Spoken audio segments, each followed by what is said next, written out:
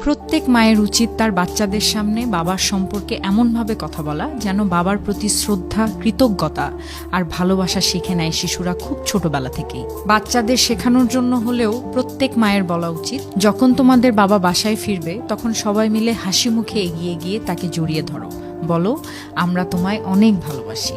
তোমাদের বাবা সারাদিন রোদে পুড়ে ঘামে ভিজে ক্লান্ত শরীরে ঘরে ফেরেন শুধু তোমাদের মুখে হাসি দেখার আশায়। তিনি হয়তো বলেন না, চোখে জল রাখেন না, কিন্তু তার নিঃশব্দ প্রতিটি মুহূর্তে ভালোবাসার স্পর্শ লুকিয়ে থাকে। মাদের নিয়ে অনেক কথা বলা হয়েছে, অনেক লেখা হয়েছে। বাবাদের নিয়ে স্বাভাবিকভাবেই আমরা একটু কম বলে থাকি, চর্চাটা আমাদের মধ্যে একটু কম।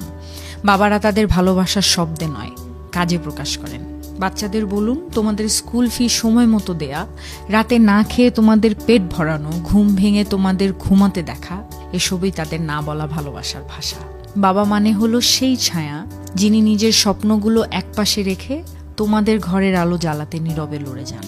তোমরা যদি তাকে একটু ভালোবাসা দাও, একটু হাসি মুখে পাশে থাকো, সেটাই হবে তার সব ক্লান্তির সবচেয়ে বড় প্রাপ্তি।